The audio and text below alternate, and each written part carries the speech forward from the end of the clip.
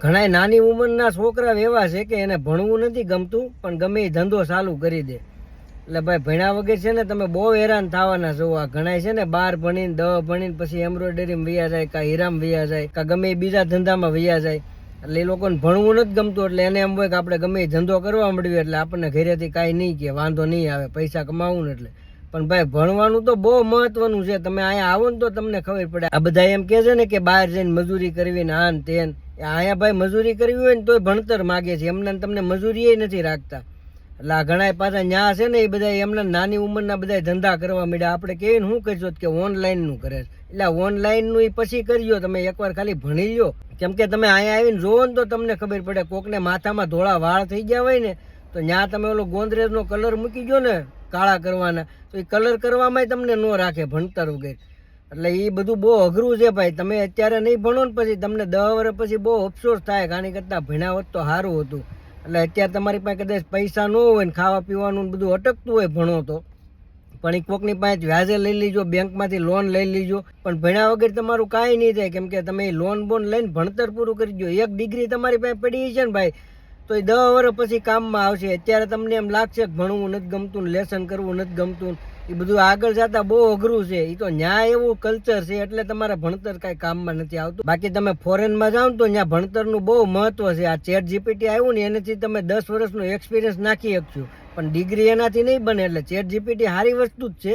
અને અહીંયા કેવું છે કે તમે એક્સપિરિયન્સ નાખો ને એ તમે ખોટો નાખી દો ને તોય હાલે. કેમ કે તમે ગમે એ કંપનીમાં જોબ કરવા જાઓ ને તો ત્યાં તમને ટ્રેનિંગ આપે, બધું શીખવાડી દે. તમને આવડતું હોય ને તોય તમારે શીખવાનું, એની સિસ્ટમ છે. એટલે તમને જે કાંઈ વસ્તુ ન આવડતી હોય ને એ તમને જાણવાનું જોવા મળે.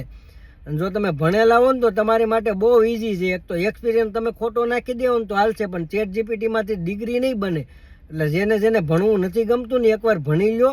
કેમ કે એમાં બહુ અઘરું અત્યારે તમને નહીં લાગે પણ પાછળથી બહુ અઘરું લાગશે તમને. પછી 35 વર્ષના થાવો ને ત્યારે તમને એમ થાય કે આની કરતાં પહેલાં 20-30 વર્ષના હતા ને ભણી લીધું હોત ને તો સારું હતું. અત્યારે બધા કોઈને ભણવું જ નથી, બધા એને ધંધો જ કરવો છે. એટલે એમ ધંધો ન થાય.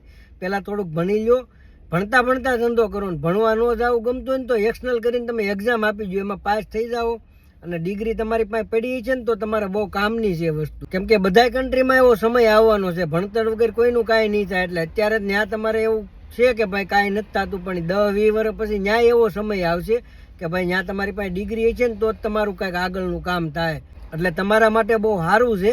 કેમ કે જ્યારે એવો સમય આવશે ને તમારી પાસે ડિગ્રી પડી છે ને તો તમે કાંઈક કરી. ડિગ્રી નહીં હોય ને તમને બધું આવડતું હોય છે ને તોય કાંઈ કામનું નથી. અહીંયા એવી જ વસ્તુ છે, તમારી પાસે ડિગ્રી ન હોય ને તમને બધું આવડતું હોય ને તોય કાંઈ કામનું નથી. એ લોકો ના જ પાડી દે તમને, કેમ કે ડિગ્રી નથી તમારી પાસે. એટલે અહીંયા બે વસ્તુ જોઈએ, તમારી એક્સપિરિયન્સ જોઈએ અને ડિગ્રી જોઈએ. જો બધી વસ્તુ તમારી પાસે હોય ને તો તમારું બધું થઈ જાય. પણ આ તો કેવું, ડિગ્રી હોય ને તમારી પાસે તો તમારે કોઈની પાસે હાથ નો લાંબો કરવો પડે. જે તમે નાની એવી જોબ ગોતવા જાવ ને એમાંય ડિગ્રી માગે એ લોકો. એટલે એકવાર ભણી લેજો ને તમને એમ લાગે ને કે હવે આગળ નથી ભણવું તો આગળ બીજું કાંઈ ન ભણતા. હમણાં જે તાજેતરમાં જે વિદ્યાર્થીઓ ભણતા બંધ થઈ ગયા છે ને એને વિડીયો મોકલો અને એને કહેજો કે ભાઈ ભણવામાં ધ્યાન રાખ, ભણી લે પછી તમે તું ધંધો કરજે. કે અત્યારે તમને વિચાર નહીં આવે પણ જ્યારે તમારે જરૂર પડશે ને ત્યારે તમને બહુ દુઃખ લાગશે ને પછી તમારાથી કાંઈ નહીં થાય. એટલે અત્યારે હજી તમારી પાસે એક મોકો છે. જો તમારી પાસે ટાઈમ હોય ને બધું હોય ને તો તમે એકવાર ભણી લો. કેમ કે પછી આગળ તમને બહુ પસ્તાવો થવાનો છે. એટલે આ ભૂલ કોઈ ન કરતા, કોઈ ભણવાનું મૂકતા નહીં. અત્યારે પૈસાનું થોડીક તકલીફ પડશે પણ આગળ જતા તમારે બહુ કામમાં આવશે.